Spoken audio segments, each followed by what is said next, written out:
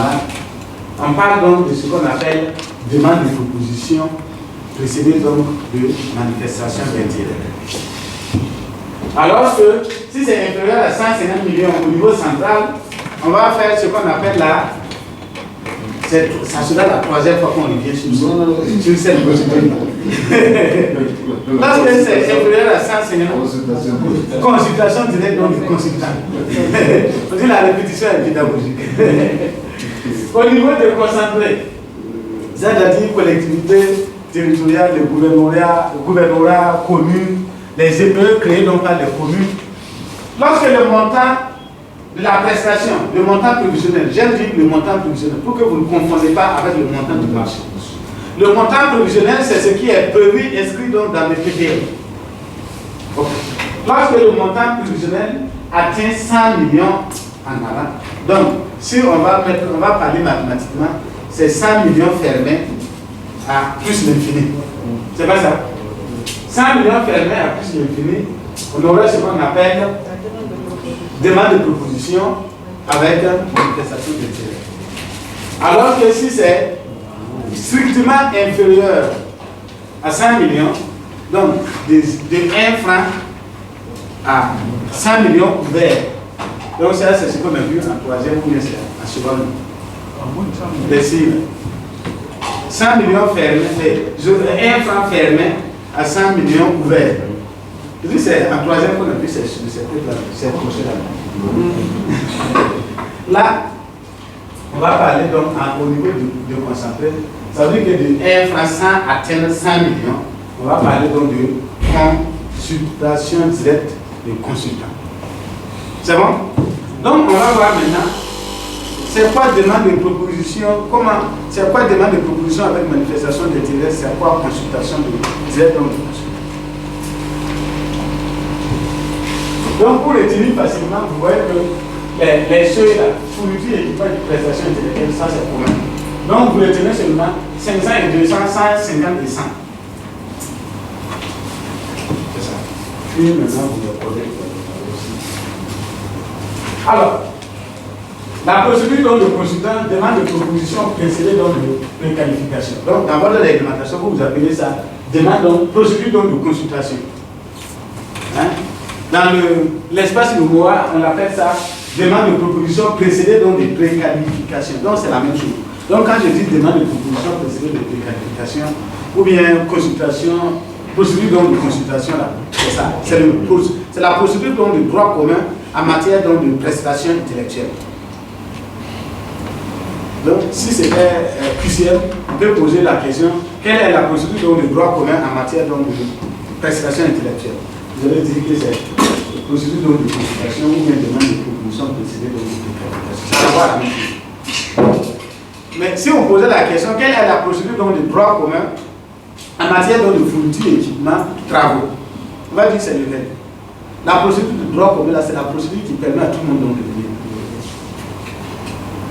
Donc en matière donc de fourniture, équipement, travaux, on va dire, on a déjà vu ça. C'est une révision en même temps. Ce groupe, avec le nombre qui n'est pas aussi rempli, ça joue sur la participation. La procédure donc de droit commun en matière de travaux, fourniture, service courant, c'est l'appel d'offres ouvert direct. Et ce qu'on a mis dans votre réglementation, l'appel d'offres sans préqualification. C'est-à-dire qu'on permet à tout candidat qui n'est pas exclu donc de la commande publique. Ce n'est pas parce qu'on a dit que tout candidat peut venir, que même ceux qui sont exclus vont venir. Donc tout candidat, en réalité vis-à-vis de l'administration qui n'est pas exclu donc de la commande publique, peut participer.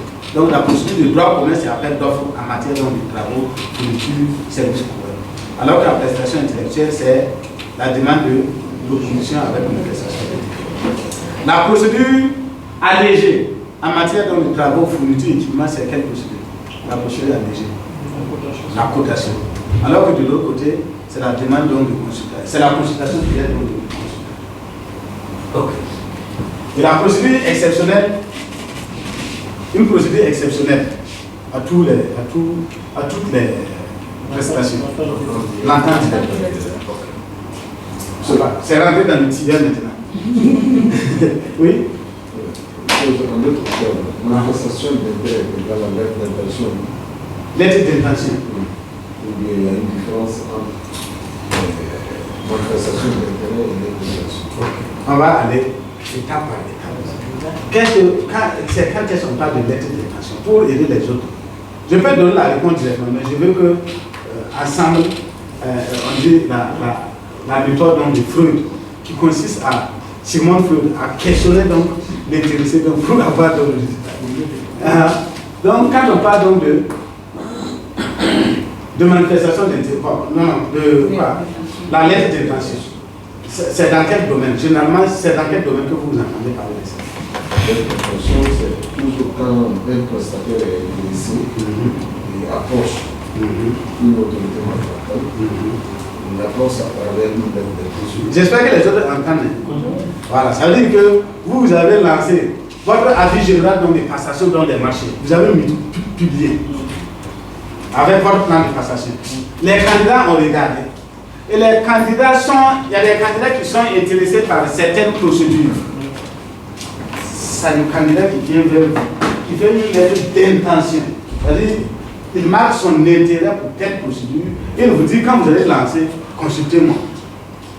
Alors que quand on parle de préqualification ou de manifestation d'intérêt, là c'est quoi? C'est bien l'autorité. Donc vous voyez que de l'autre côté, l'acte est pris, la lettre d'intention, c'est qui a la conduite donc de l'acte, c'est le candidat. Donc contrairement à ça, au niveau donc, de la préqualification, ou bien ce qu'on appelle manifestation d'intérêt, c'est l'autorité contractante qui établit donc son avis à manifestation d'intérêt, qui va publier. Et maintenant, tous ceux qui sont intéressés vont venir voir. Donc vous voyez que l'autre, l'un appelle l'autre. Non, l'un peut appeler l'autre, mais l'autre là, je vous ai montré à quelle étape la lettre d'intention intervient. Après avoir introduit d'année, on dit la réglementation prévoit qu'on publie le PM et la vie générale dans les passations. La vie générale va licencier tous les marchés que vous allez faire. Et on va publier, c'est pas ça. Tous ceux qui sont intéressés, par exemple, votre marché donc de quoi? Équipement des salles de classe, un exemple. Ils vont écrire, si vous avez dit appel d'offres restreint, puisqu'il sait qu'un appel d'offres restreint, c'est vous qui allez consulter dans les entreprises. Donc il vous fait une lettre d'intention pour dire, j'ai vu que vous avez vu que c'est appel d'offres restreint. Moi je suis du domaine, je veux que quand vous allez vouloir lancer là, sélectionner les prestataires que vous me contactez. Lui-même il se montre d'abord. Ou bien vous avez mis en entente direct. Lui-même il manifeste son intérêt à dire qu'il est intéressé. Il fait une intention. Alors que dans la manifestation d'intérêt, c'est l'autorité contractante qui publie un avis à manifestation d'intérêt. Pour dire que dans le cadre donc, de la réalisation d'une mission d'étude, je sais pas moi, de la prise en compte donc, de la réglementation donc, des marchés publics dans les différentes administrations, alors on compte le budget un consultant qui va procéder à cette étude. Voilà les conditions, être du domaine, avoir 5 ans d'expérience, alors avoir 2 références similaires, un exemple comme ça, et maintenant tous les candidats qui sont intéressés là vont répondre en proposant, en manifestant leur intérêt. Ils manifestent leur intérêt. Est-ce qu'on voit maintenant marquer la différence? Ok, merci beaucoup. Alors donc dans ce type dans cette procédure-là, alors on dit que les marchés publics dans le domaine donc, de la prestation intellectuelle sont attribués après une mise en concurrence des candidats préqualifiés dont la liste est arrêtée à la suite d'une manifestation d'intérêt. Donc la manifestation d'intérêt va arrêter la liste et maintenant on va faire la concurrence avec ceux qu'on a arrêtés. Et les candidats sont préqualifiés en raison de leur aptitude à exécuter donc, la prestation en question et sur la base donc, des critères publiés donc, dans la préalablement portés à la connaissance donc, des candidats, sous réserve donc des dispositions conventionnelles des conventions internationales. Alors, vous avez vu que quand j'ai pris pour votre exemple, la vie, je dis, on va prévoir un certain nombre de critères. Être donc du domaine. Vous voyez, c'est une étude. Si tu n'es pas du domaine, quand même, on ne va pas te sélectionner. Tu vas venir faire quoi? Tu vas gonfler la liste. Alors, Également, on va prévoir donc des critères qui sont prévus. Par exemple, si on dit avoir par exemple 5 années d'expérience, vous allez faire la preuve donc de vos 5 années d'expérience. Également, si on vous demande donc de faire la preuve donc d'avoir 5 références similaires, un exemple, vous devrez faire la preuve de 5 références similaires à des prestations qui sont similaires à ce qu'on est en train de demander. Ça veut dire si vous avez fait 1 fois, 2 fois, 3 fois ça, maintenant, on est rassuré qu'on est en face d'un bon candidat qui peut nous permettre donc d'atteindre les résultats. C'est ça, on dit qu'ils sont préqualifiés en raison de leur aptitude à exécuter dans la prestation. Imaginez vous voulez recruter un avocat conseil. Il faut que l'avocat soit inscrit au barreau. Ça, c'est une des conditions. Si vous partez recruter un juriste simple, bon, sauf si vous avez dit que vous voulez un juriste conseil, un cabinet conseil, un juriste conseil. Mais si c'est pour avocat conseil, il faut qu'il soit inscrit au barreau. Si c'est un huissier que vous voulez recruter, qui va vous permettre donc de notifier donc les correspondances donc des entreprises qui sont introuvables, par exemple, il faut que l'huissier là, ce qu'on appelle l'huissier aussi, non? Oui. L'huissier de justice. Il faut que l'huissier donc soit inscrit comment on appelle ça? À leur ordre. Eux aussi, ils ont leur ordre. Si vous voulez recruter un ingénieur en génie civil, il faut qu'il soit, c'est une condition sine qua non. Il doit être inscrit à leur ordre. Si vous voulez, comment on appelle ça? Recruter un architecte, c'est la même chose. Même s'il est étranger dans son pays, il doit faire la preuve qu'il est inscrit dans leur ordre. Voilà.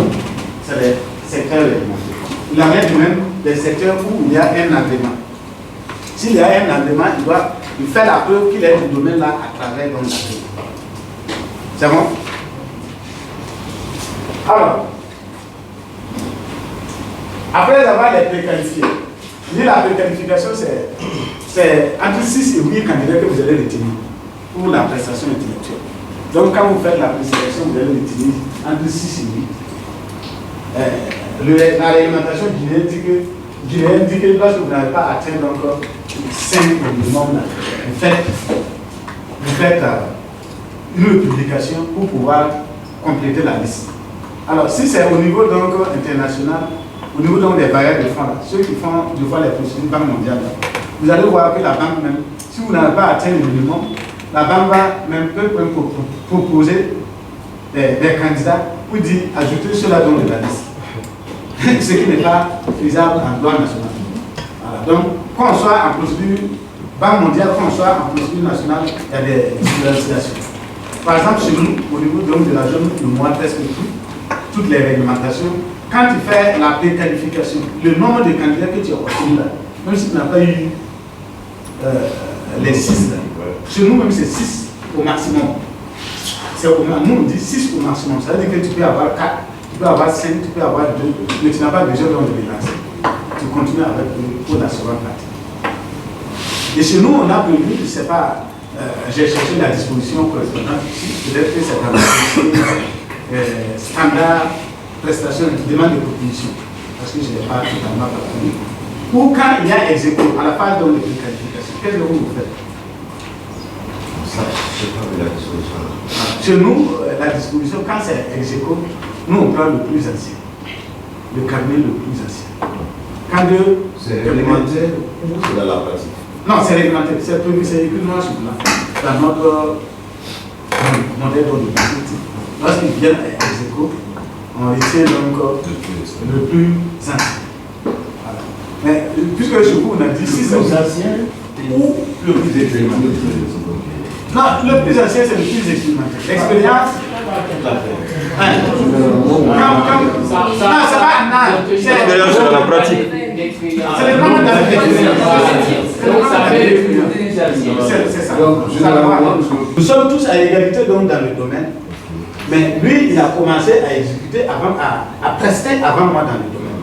C'est pour cela que lui, il va passer. Et moi, je serai deuxième. C'est-à-dire à partir de la date de création de l'entreprise. Okay. Voilà, à la date où on commence, donc, c'est même avec les appels d'offres là, pour le plus loin. On dit qu'on a besoin d'un comptable 5 années d'expérience. Je postule pour postuler. J'ai 5 années d'expérience, mais dans ces 5 ans, j'ai fait une dizaine de sociétés. Et vous avez 5 ans d'expérience, mais dans 2 ou 3 sociétés. Là-bas, on peut dire. Non, vous avez 5 ans d'expérience, vous avez 3 ans d'expérience. Moi, dans mes 5 ans d'expérience, j'ai fait 2 sociétés. Vous, dans vos 3 ans d'expérience, vous avez fait 10 dizaines de sociétés. Oui. Mais le critère sur l'appel d'offres, on dit 5 ans d'expérience. 5 ans d'expérience. Oui, mais donc, qui est approprié maintenant pour être fait? C'est celui qui a deux sociétés. Non, c'est celui qui a 5 ans d'expérience. Non. Ça dépend du les deux sont 5 ans. Non, parce que le principe. Bon, le principe. Moi, je suis revenu là-dessus. Je dis, ils font un appel d'offres qu'ils ont besoin d'un comptable expérimenté. 5 ans qui a 5 ans d'expérience. Voilà. Je viens, je postule. J'ai 5 ans d'expérience. Dans mes 5 ans d'expérience, j'ai fait dans 2 sociétés. Oui. Lui, il vient, il postule son CV, il a 3 ans d'expérience. Il a fait dans ses 3 ans d'expérience 5 sociétés. Non, lui, je pense il est 2 fois l'expérience. S'il vous plaît, vous avez posé la question. Je pense que l'expérience ne dépend pas du nombre d'entreprises. Voilà, c'est sujet à la réponse. Non, moi, je peux faire 10 entreprises et être moins actif. Ça dépend. Vous pouvez faire une seule entreprise pendant 5 ans et être plus actif que vous. Pourquoi maintenant, c'est juste pour nous amener à comprendre la raison qu'il a dit. C'est pas l'activité qui compte. Donc, vous êtes compris en 5 mois parce que vous dites 5 ans d'expérience. On a tous 5 ans d'expérience. La différence seulement, vous dites, vous avez 5 ans, j'ai 5 ans. Mais pendant les 5 ans, vous avez fait 5 ans, moi j'ai fait 2 ans. Vous ne m'avez pas suivi. Je suis revenu là-dessus. Je disais 5 ans d'expérience, j'ai œuvré dans 2 entreprises. Il a 3 ans d'expérience, il a œuvré dans une question de 5 entreprises. Alors, c'est pourquoi moi je lui dis, il est doublement exclu. Moi je lui dis que celui qui a 3 ans et 5 entreprises est doublement exclu parce que l'un des critères aussi, l'un des critères c'est la fiabilité et la stabilité. Ça veut dire qu'il est instable. Alors, on n'embauche pas quelqu'un. Non, c'est très clair. On dit 5 ans d'expérience. Il n'a pas 5 ans, donc il a déjà exclu. Au plafond du nombre, c'est choisir l'utilisation. Peut-être que ça fait débat. Parce qu'il y a une partie donc, de ces. Il y a certains partisans qui estiment que normalement, que si les jeunes venaient à rivaliser avec l'ancien, normalement c'est les jeunes qu'on doit prendre. Et d'autres estiment que parce que le vieux là, au-delà même de ces nombres d'années, de ces expériences similaires, de ces marchés similaires qui sont à Execo, au regard donc de son ancienneté, ça veut dire qu'il y a encore un plus à apporter par rapport aux jeunes qui n'ont que pile le nombre d'années d'expérience. C'est bon? Voilà. Mais ça peut être une pratique qui peut être utilisée, un critère qui peut être utilisé lorsque une commission est affrontée à un tel critère. Lorsque des candidats, des soumissionnaires sont à l'égalité à la phase de la préqualification.